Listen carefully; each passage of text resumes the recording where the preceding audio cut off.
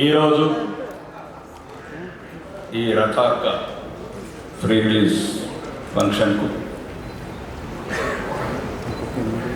పిలిచిన గూడూరు నారాయణ రెడ్డి అన్న వారి చిత్ర బృందానికి, దర్శకులకు, నటీనట వర్గానికి, ముఖ్యంగా ఇక్కడికి వచ్చిన అన్నగారి అభిమానులు, ఈ ఫంక్షన్స్కి వచ్చిన అతిథులు, ముఖ్యంగా ఈ విలేకరులు, జర్నలిస్టు, దయచేసి మీరు కొద్దిగా సహకరించాలి.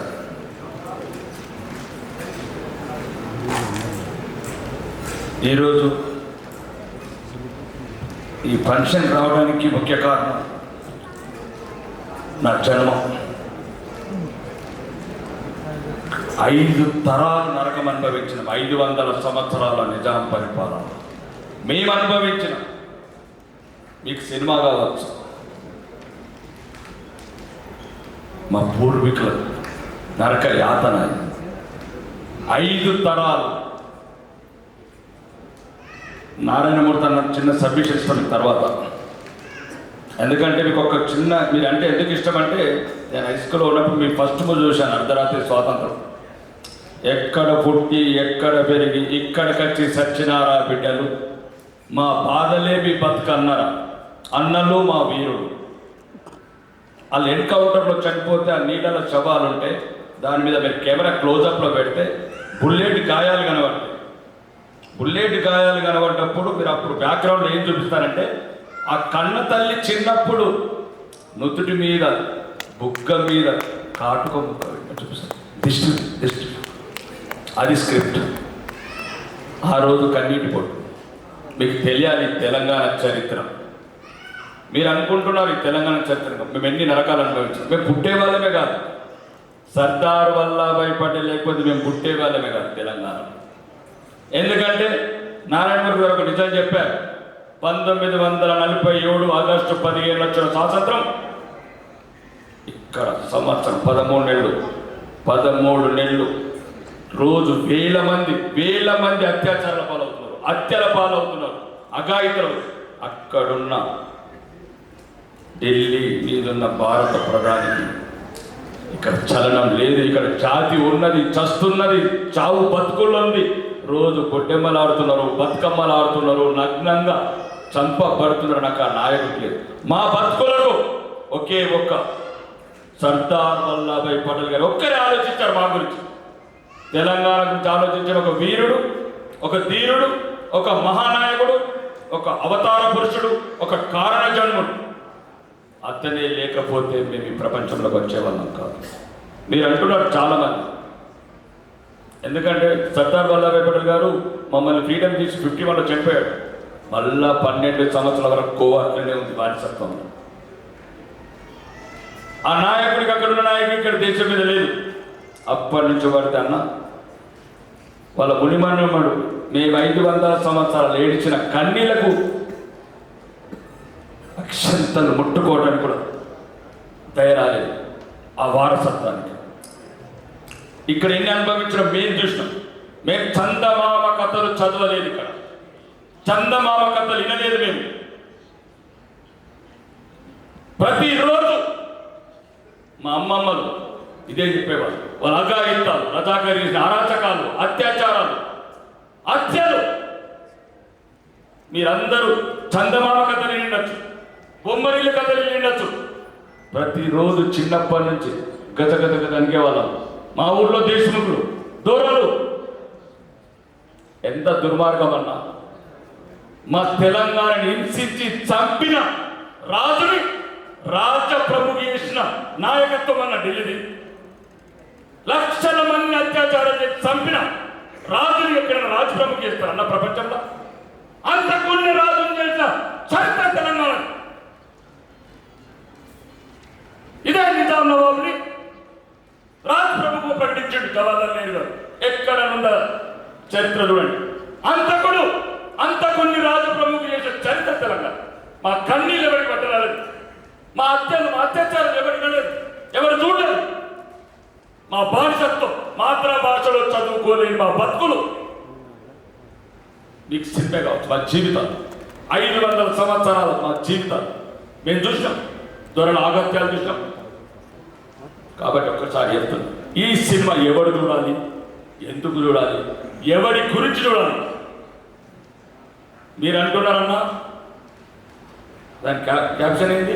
సైలెంట్ ఎన్నుకోవడం హైదరాబాద్ అన్న.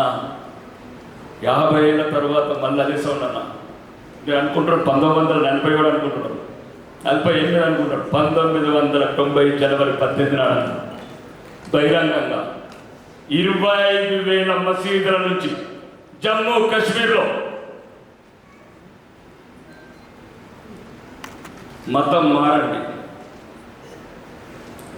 లేదా ఈ కాశ్మీర్ వదిలిపోయింది.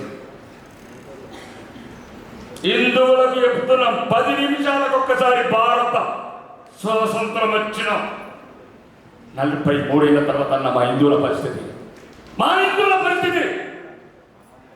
మీరు చెప్పింది స్వాతంత్రం రాకముందు, మీరు చెప్పింది ఖిల్జీల కాలంలో, అక్బర్ కాలంలో, మొఘలాయ కాలంలో. 1990 జనవరి 18 నాడు కాశ్మీర్లో 25,000 మసీదుల నుంచి హిందువులు వెళ్ళిపోవాలి, లేదా మతం మారాలి, లేదా 10 నిమిషాలకు వస్తారు. కానీ అందరు జోక్ అనుకున్నారు, ఎవరు పిచ్చోడు మాట్లాడుతున్నారు. ఉదయం లేచే వరకు 2,000 శవాలు అన్నారు, 2,000 శవాలు. మళ్ళీ ఒక చిన్న మార్పు చేశారన్న 19వ తారీఖు. ఇప్పుడు మీ భార్యలను వదిలిపెట్టి పొండి, మీరు మాత్రమే పోవాలి, మీరు మాత్రమే పోవాలి. భార్యలను ఇక్కడనే వదిలేదు. ఇదన్న మా గిఫ్ట్. 43 ఏళ్ళ భారత స్వాతంత్రం వచ్చినాక మా హిందువుల కరగళ్ళు. అందుకోసం ఎవరు చూడాలి సినిమా, ఎవరు చూడాలి, ఎందుకు చూడాలి? ఇది ఇప్పుడు అనుకుంటున్నారు, గతం అనుకుంటున్నారు. ఇది గతం కాదు, ఈ రజాకర్ సినిమా గతం కాదన్నా, ఇది భవిష్యత్తు. దయచేసి అందరూ వీడియో విలేకరులు చెప్తున్నాను, దయచేసి రాయండి. అది గతం కాదు, మా భవిష్యత్తు.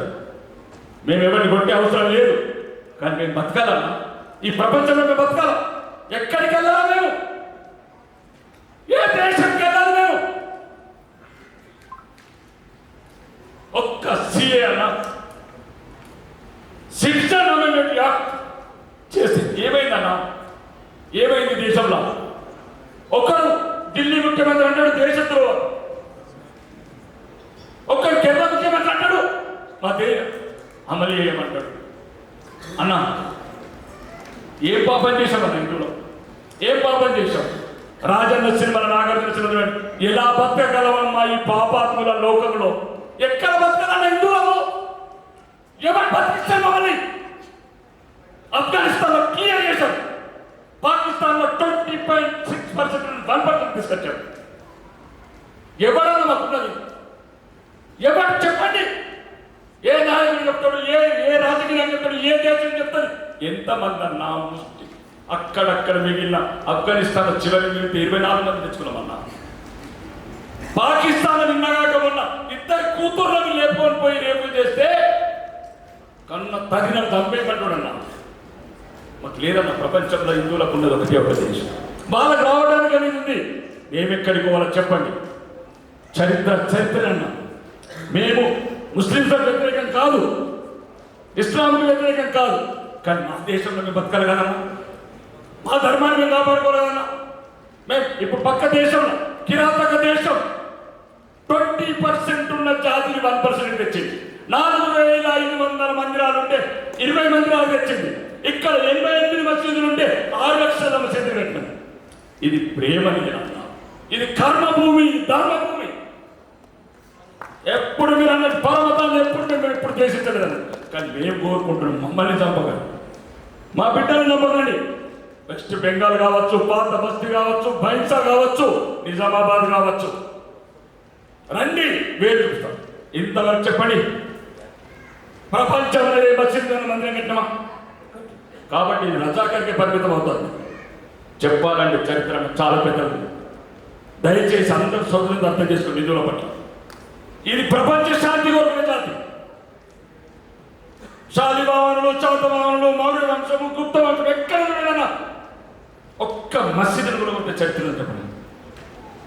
రామాయణం అయితే కూడా మసీదు కాదన్నా, అది రామాయణం కూడా కొట్టి బాబర్ మసీదు కట్టినన్నా. మరి భారతీయుడు కాదన్నా, ఆడు పరాయి దేశం వాడు, దేశం మీద దండెత్తిండు. కాబట్టి దయచేసి మా చరిత్రని, మా జీవితాలని చాలన్నా. ఎన్ని వందల సంవత్సరాలు పృథ్వీరాజ్ చౌహాన్ చనిపోయిన నుంచి రంగరంగ 800 సంవత్సరాలు నరకమన్నాం. ఇప్పుడు అప్పుడు సర్దార్ వల్లభాయ్ పటేల్, ఇప్పుడు మా ఆశా కిరణం, మా ఇలవేల్పు, మా దైవం, ప్రపంచ నాయకుడు నరేంద్ర మోడీ గారు వాళ్ళ ధైర్యంగా బతకగలుగుతున్నారు. వాళ్ళ దేశంలో నరేంద్ర మోడీ గారు ధైర్యంగా బతకగలుగుతున్నారు. ఇవి కుహాన శక్తుల మాత్రం కాదన్నా, అందులో బతుకుదాం, అందులో మనం ఉందాం. దయచేసి హిందువులకు మత పిచ్చి ఉండదు, ఎవడని అనుకుంటే మూర్ఖుడు. దయచేసి ఈ రజాకార్ సినిమాని ప్రపంచవ్యాప్తంగా ఉన్న హిందువులందరికీ చెప్తున్నా, ప్రతి ఒక్కరు చూడండి. రజాకార్ జరిగిన చరిత్ర కాదు, గడిచిన చరిత్ర కాదు, భవిష్యత్. నిన్న కాక మొన్న సందేశ్ కాలేలో అదే అదే అదే చరిత్ర. నేను రాజకీయాలు పోవట్లేదన్నా, రాజకీయాలు పక్కన పెడదాం, కానీ మేము బతకాలి, హిందువులం బతకాలి. మేము బతకాల్సింది, మాకు ఇంకో దేశం లేదు, ఇంకో ధర్మం లేదు. కాబట్టి మేము మా ధర్మాన్ని కాపాడుకుంటాం, మా దేశాన్ని కాపాడుకుంటాం అన్న చెప్తున్నా. ఈరోజు పాటలు వింటే ఒడ్డు రక్తం మరుగుతున్నదన్న. మీకు సినిమా కావచ్చు, మా అమ్మమ్మలను, మా పూర్వీకులను బట్టలు ఇప్పి బతుకమ్మలు ఆడించానన్న.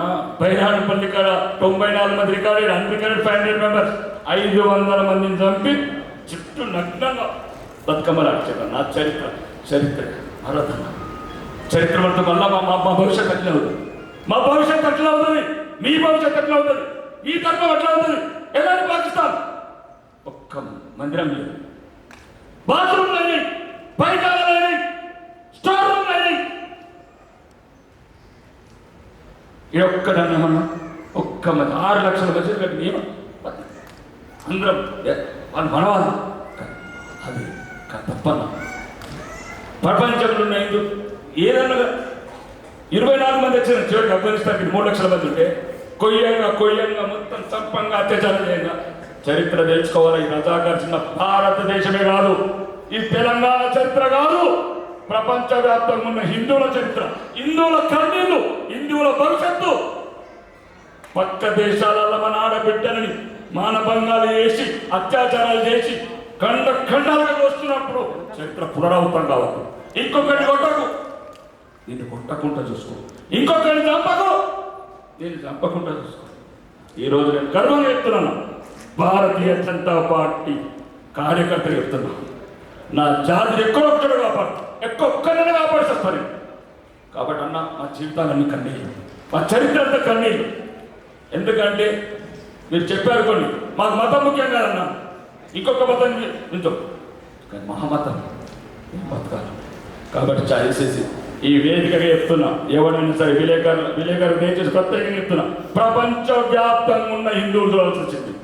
ప్రపంచవ్యాప్తంగా హిందువుల భవిష్యత్తుని అందరూ వర్తమానం అనుకుంటున్నారు. అప్పుడు అదృష్టవంతులమన్నా మేము. వీడియో రికార్డింగ్ లేవు, సెల్ ఫోన్ లేవు, 5G టెక్నాలజీ లేదు. లేకపోతే మా పూర్వీకులంతా తెర మీద కనబడాలి. కానీ ఇప్పుడు ప్రపంచానికి చూపిస్తారు కొడుకులు మా భవిష్యత్తు అని. కాబట్టి చెప్తున్నా, దయచేసి ప్రపంచవ్యాప్తంగా ఉన్నంత హిందువులు ఈ రజాకార్ సినిమా చూడండి. ఇట్లాంటి మన కథలు, మన కన్నీళ్ళు, మన హిందువుల బతుకులు అన్ని బండవారత్తు. పరాయి దేశం కానీ ఏ దేశం లేదు. సిఏ యాక్ట్ కూడా ఇక్కడే ఉంది, అది ఉన్న వాళ్ళంతా ఇక్కడికి వచ్చారు. ఒక్కటి చెప్తున్నానన్నా, చరిత్ర చెప్తున్నా ఉండదు. సినిమా ఫంక్షన్ ఇది, సినిమా ఫంక్షన్, కానీ సినిమా నిజం. కశ్మీర్ నుంచి 200 కిలోమీటర్లు ఉన్న జమ్మూ 200 కిలోమీటర్లు, ₹1,00,000 ఇస్తున్నారన్న కారు. ఆడబిడ్డలని జడలు వదిలేసి డ్రెస్ వేశారన్న. ఇప్పుడు మీరు చెప్పారు పిండారని, మీరే చెప్పారు. 1990 జనవరి 19 డేట్ రాసుకోన్నా. ఆడవాళ్ళని కూడా వాళ్ళు ప్యాంట్ షర్ట్ తీసుకొని ఇంటర్ వేస్తుంది. కాబట్టి అన్న మాకున్న ఐక్యత ఒకటే, హిందువులను ప్రపంచవ్యాప్తంగా చూడాల్సిన సినిమా ఇది. గూడూరు నారాయణ పాద అన్న నీ కాళ్ళు గారికి తల మీద వేసుకుంటారు. నీ కాళ్ళు మీ డైరెక్టర్ కావచ్చు, మీ మొత్తం